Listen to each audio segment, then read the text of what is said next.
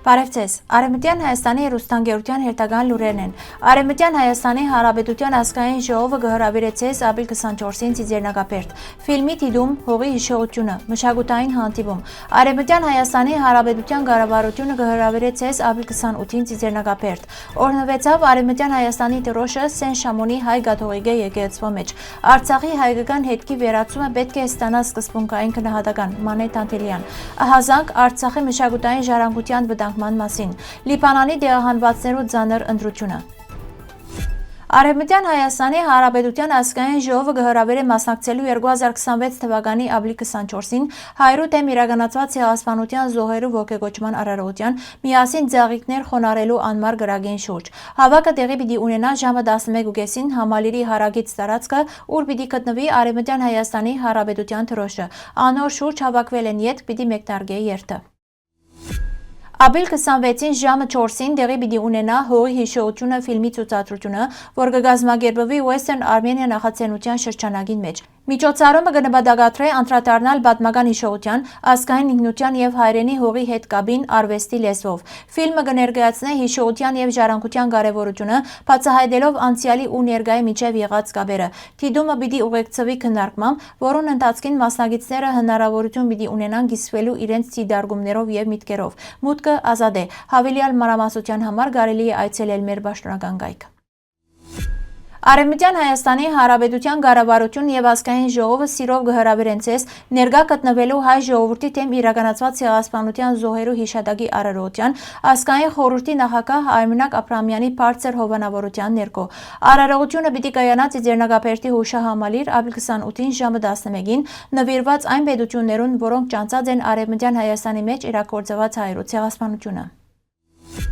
Ապրիլ 19-ին գերակնորյա բադարակի ընթացքին Ֆրանսիայի Սեն Շեմոն քաղաքի կաթողիկե եկեղեցու մեջ տեղի ունեցավ Արևմտյան Հայաստանի դրոշի օրհնության հանդիսավոր արարողություն։ Միջոցառումը համախմբած էր դեղույն հայ համայնքի ներկայացուցիչները, ինչպես նաև եկեղեցու հավատացյալները։ Օրհնության արարողությունը կատարվեցավ հոգևորականի կողմէ, ընդգծելով դրոշին հոգևոր եւ ազգային նշանակությունը հայ ժողովրդին համար։ Արևմտյան Հայաստանի դրոշը որպես պատմական հիշողության եւ ինքնության խորհրդանիշ ներկաներուն համար դարձավ միասնության եւ հավատքի արտահայտություն։ Միջոցառման ընթացքին հնչեցին աղոթներ նվիրված խաղաղության, արդարության եւ հայ ժողովրդի իրավունքներու պաշտպանության։ Ներկաները նաեւ հիշատակեցին պատմական հայրենիքի գորուստի ցավը, միաժամանակ վերահաստատելով ազգային արժեքներու պահպանման կարեւորությունը։ Այսպիսի նախաձեռնությունները կնպաստեն հայկական ինքնության ապրապնդման եւ երիտասարդ սերունդին մեջ պատմական հիշողության փոխանցման։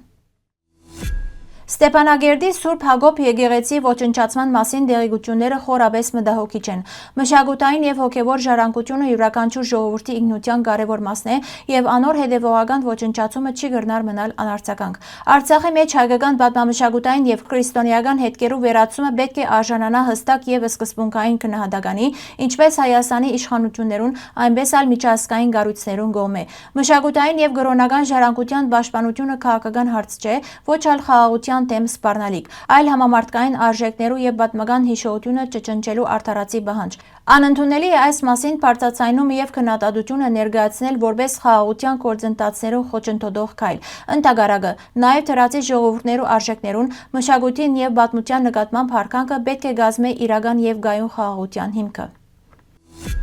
Հուշարձաններու եւ դեսարժան վայրերու միջազգային օրվան առիթով աշխարհի մեջ տեղի ունեցող միջոցառումներու շրջանագին մեջ Արցախի իրավիճակը կշարունակի մնալ մտահոգիչ։ Հովիկ Ավանեսով կնշե, որ 2020 թվականի սեպտեմբերին մինչև այսօր Արցախի մեջ վանդալիզմի դեպքերը անցած են հազարը, ընդգծելով, թե այս երևույթը կարելի է նկատել 21-րդ դարու խոշորագույն մշակութային ցեղասպանություններեն մեկը։ Անոր քնահատմամբ Ադրբեջան երկար տարիներ վարած է հայկական պատմամշակութային ժառանգության ոչնչացման եւ յուրացման նպատակային քաղաքականությունը, որ հատկապես սրած է բնակրաված տարածքներուն մեջ։ Այս գործընթացը ըստ անոր կիրականացվի պետական մակարդակով Իլհամ Ալիևի ղեկավարությամբ։ Արձանագրված դեպքերը կներառեն հայկական եկեղեցիներու եւ խաչքարերու վնասում, արձանագրություններու վերացում, ինչպես նաեւ հուշարձաններու օգտագործում շինարարական կամ ռազմական նպատակներով։ Մասնավորապես նշված է, որ Շուշիի Սուրբ Ամենապրկիչ եկեղեցին ենթարկված է հրետակոծության, իսկ այլ սրբավայրեր եւս տարբեր ժամանակահատվածներու ընթացքին դարձած են թիրախ։ Այս բոլոր փաստերը ըստ փորձագետներուն կվկայեն համագարկված քաղաքականության մասին, որոնց նպատակը ոչ միայն ֆիզիկական, այլ նաև մշակութային ժառանգության վերացումն է տարածաշրջանին մեջ։ Հարավային Լիբանանի բնակիչները կանգնած են դաժան ընտրանքի առաջ, մնալ եւ վտանգել կյանքը, թե հեռանալ ու բարդացնել տնտեսական վիճակը։ Վերջին սրացումները շատերու ստիպած են շտապ լքել իրենց տուները առանց պատրաստության։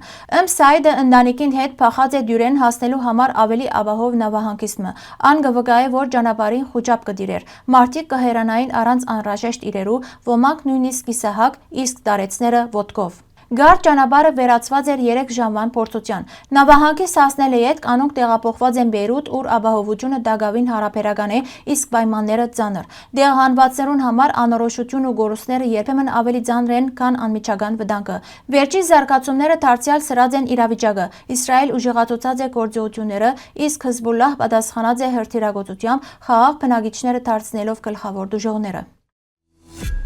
Հարգելի հայրենագիտներ, այսօրվան համար այսքան էինք նախատեսած։ Շնորհակալություն ձեր ուշադրության համար։ Լավ մնացեք։